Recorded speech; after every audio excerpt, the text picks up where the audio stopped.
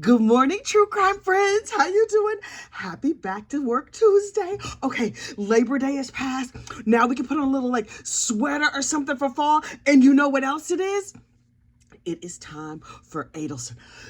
Donna Adelson is coming to trial on September 17th, and I am practically beside myself. Oh my God, I can hardly wait. Okay, but look, you know what you need to do first. Please like this video and subscribe to the channel. It helps other people find us. Okay. September 17th, 2024, Mama Donna Adelson is going to trial for the unfortunate unaliving of her son-in-law, Dan Markel. Now look, if you have not kept up on this trial or you've been living under a rock, something like that, child, that's not your fault. I know you get busy. I get busy too. I did a whole recap of this trial a couple of weeks ago, and I'm going to link that recap in the description of this video. So get on down in the description box and you can get all caught up. But look, they had pretrial motions the other day, and I was like, oh, child, I am leaning in. Let me know every single thing. So look, the first thing that the defense wanted, they were like, Your Honor, this courtroom is too big. The public can be all in here. And people, you know, last time when we had the last trial, when Charlie was convicted, I was whispering to my client, and I didn't whisper that good, and the people on the internet saw it, and before I could even get back to my office, everybody in the trial was talking about what I said to my client. Sir, defense attorney Daniel Rashbaum, that's because you were not discreet at all. You said to him, shut up, right there in open court, and all of us were like, really? Did you see the way he swatted him and told him to shut the heck up? Child, I was living for it. But so maybe you want to like put something over your mouth or something if you don't want the whole internet to know what you're saying. But he was like, we just need a smaller courtroom because that is what I would prefer. And he was like, also, Your Honor, if you have like this big courtroom and it's going to be a lot of people out in the gallery, they can get unruly and they might talk and they might try and influence the jury. Now listen, this judge, if you don't know this judge, honey, first of all, this judge looks a lot like my little brother. It is not my little brother for the record, but he looks a whole lot like my little brother. Anyway, also, this judge is short and my little brother is very, very tall. But other than that, he looked like my little brother. But the judge was like, I understand, Mr. Rashbaum. He's like real calm and cool and collected, which is how you know he's not related to me at all. But he was just like, I understand, sir.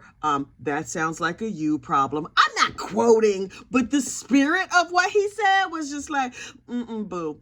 And then he said, if the gallery gets out of hand, I will not hesitate to break out the handcuffs. I was like, oh, judge is dead serious.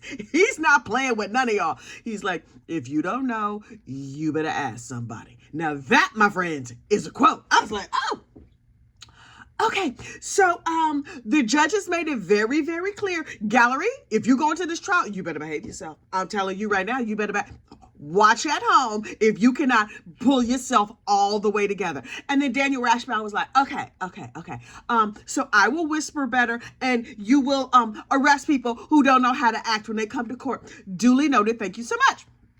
And then Rashy gets up there. Now look, Daniel Rashbaum, the defense attorney, I think of him as my personal friend through the internet. So is his given name Daniel Rashbaum? Yes. Do I call him Rashy? Yes, I do. So anyway, Rashy was like, the other thing, Your Honor, is that we feel like the state waited too long. I mean, this dude was unfortunately unalived a decade ago, and now they're bringing charges. We can't pull up old phone records. We can't pull up the SunPass records. There's a lot of things that are hampering us. And the judge was like, right.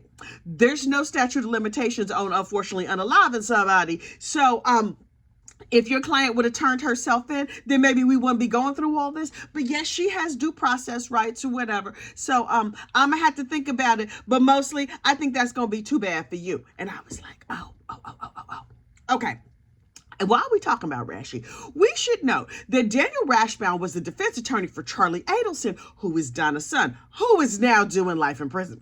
And at the Charlie Adelson trial, he had like not a full beard, but just like a little growth around. It looked cute. I was like, okay, you looking good, Rashy. You looking good. He shaved. I don't like it. Now, is Daniel Rashbaum coming to the local town gossip for fashion tips? No, he is not. And if he is, he's probably living his life wrong. But if his wife or one of his friends and family, neighbors, somebody's watching, tell him to grow that beard back. Cause I don't like it. It is just a matter. Woo! Okay, I just did an unfortunate unaliving of a moth, y'all have just witnessed a crime. Okay, so anyway, but look, I'm not playing with these, but we are not bug friendly in here. You can't be flying over here. You risking your life. It was premeditated because I saw it. I thought about it. Boom, unalived it. Anyway, so distracted. I hate bugs. Hang on. Child, I'm talking my throat dry.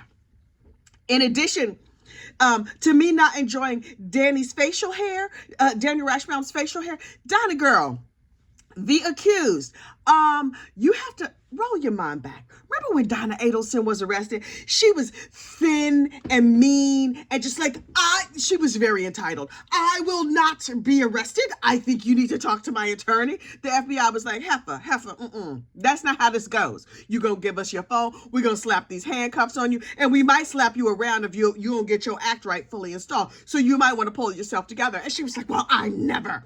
And then when she went to court, the judge was saying stuff and the attorneys were saying stuff. She was like, well, she had a whole lot to say. And I was like, Judge, remember when you promised to break out the handcuffs? You're going to break out the handcuffs on her? Because she is very handcuff worthy right now, in my opinion. And the judge was like, Mrs. Adelson, shut the F up, because I will have these bailiffs rough you up. And she was like, well, Your Honor, I never. And she sat there with her cheeks all sunken in and her haughty attitude. Mama Donna has had a whole change of disposition. Now listen, keep in mind, she's been in jail since like November, something like that. She's been in jail for several months. First of all, she has discovered the local ho-ho racket. Oh yeah, She's been enjoying some snacks, some honey buns, some beef sticks, some zuzus and wham wham. She got some soup, some pies. Her cheeks have filled right on out. I'm like, oh, the Botox is gone. The cheeks are looking quite puffy. I mean, honestly, listen, after a certain age, they say you have to choose between your behind and choose between your face. One of them going to be skinny, but not both. Clearly, before, she was choosing her behind because her behind was nice and skinny, but so was her face. And her face did not look good. Now, I don't know what the butt looked like because I wasn't looking at it. But now, her cheeks are filled out. Now, the good news is that she don't need Botox no more because the wrinkles are all smoothed out with the fullness of the chubby cheeks. And I'm like, okay, girl, okay. But also, clearly, you can't color your hair in prison. So her natural gray has grown out. Now, look, I am a fan of natural hair. Look at me. I always am rocking my 4C coils with the faded side. Look, I got that good hair. You know, I got African in my family. So Miss Donna is over there rocking her natural hair too, and her natural hair is gray. I like gray personally, but you can tell that she's not really a big fan of gray because it's like this much of a ponytail over here. There's still like a light brown and the rest of it is like gray. And I'm like, oh, you know, she looking in the mirror. Do they have mirrors in jail? I don't even know. Maybe that has those like pieces of metal or whatever that are like bolted to the wall, but not a glass mirror. She's looking at herself like, I don't feel like I look like me.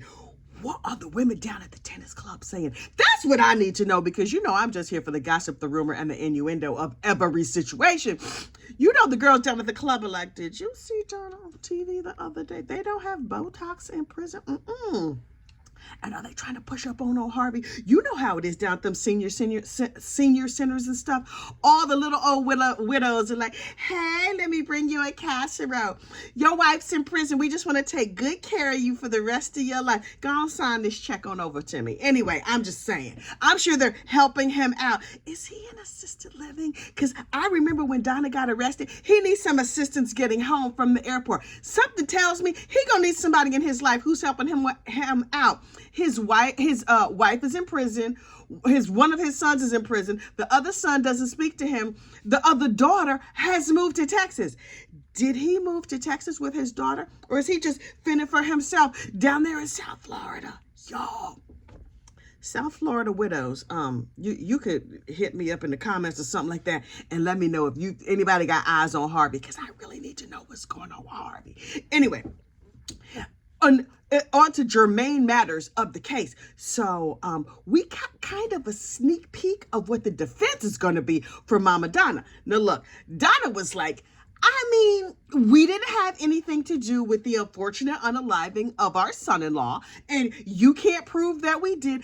I mean, it might have looked like we were fleeing to Vietnam on one-way tickets using flying via Dubai. We got an emergency visa immediately after Charlie was convicted. We got our emergency visas, and then we were just gonna go on vacation to Vietnam. Okay, ma'am. Their excuse, according to their lawyer, is that they were going on vacation, and that $128,000 that they spent to go to Vietnam, that was for a timeshare. Really? A timeshare that you bought furniture for, and you were going there on a one-way ticket. Ma'am, I'm gonna need, between now and the time the trial comes, I'm gonna need you to have a better excuse. A timeshare, you say, and you weren't fleeing at all. Okay. Also, the state let us know that they are gonna bring up the dropped call. Now look, the dropped call, in my opinion, is what had me leaning in and clutching all of my pearls. Roll your mind back, right? Charlie, their son, gets convicted of the unfortunate unaliving of his brother-in-law, and the family is devastated. And so they're calling him in jail. And Charlie, honey, she's loquacious. Oh, she talks and talks and talks and talks. Like, Charlie, shut up. Now listen, I'm a part of the I need to shut up community. I understand fully, because the more anxious you get, the more words you have. And Charlie was very, very anxious. He had a lot of words. He had a whole lot of words. So he was calling his mama every Tuesday. Mom, do you know that prison is terrible? And mom. He was calling his mama all the time, right? But the thing is, the phone system in the jail is not that good. So sometimes you're talking on the phone and the call drops. But here's the thing. When you get on a jail call, the first thing they say to you is like, hey, thanks for calling somebody in jail. This call's going to cost you $1 million. Also, it's going to be recorded, and anything you say on this recorded phone call can and will be used against you in a court of law. I don't think that's a quote, but that's the general spirit of what they say. So the jail is very clear that they are recording these phone calls. Sometimes they are live listening to these phone calls, so govern yourself accordingly. Well, right after Charlie gets convicted, Donna is talking on the phone to her son, Charlie, and he's very sad, and she's very sad, and they're going on. And while they had friends over, they were like, friends, can you come over here and help us pack? Because we about to flee to Vietnam. We about to go on vacation to Vietnam immediately on the heels of our son being arrested. So they have friends in the house, and they chat with people, and they chat with Charlie on the phone, and the call drops. The problem is that when the call dropped, the recording didn't stop. Charlie falls off the call, but Donna is still on the call. But here's the thing. She was using a Bluetooth or whatever. So she just kept talking to the people in the room thinking, oh, well, maybe Charlie will come back, because sometimes that happens. His voice drops out and then he comes back in a few minutes later. Only Charlie never comes back on this phone, on the call. Donna's actual cell phone is laying someplace over on a counter, but her little Bluetooth thing is still in her ear. So every word that she says to her friends in her house are recorded by the jail. Now, I love to eavesdrop on somebody's phone call. And this is a call that Donna had no idea was recorded. She talks about how Wendy has not called. Her daughter is garbage because they did this unfortunate unaliving to help her. And now she's not appreciative at all. And now they have no choice but to flee to Vietnam. And they got to get all their stuff in their bags and get an emergency visa because they need to get out of here, because who knows what's going to happen. And they talk to the lawyers, but they're not sure. The lawyer is like, well, you could try to get to Vietnam, but I don't know you're going to. And they go on and on about non-extradition countries and all of this other stuff. And then finally, 20 minutes in, one of the house guests is like, whose phone is this?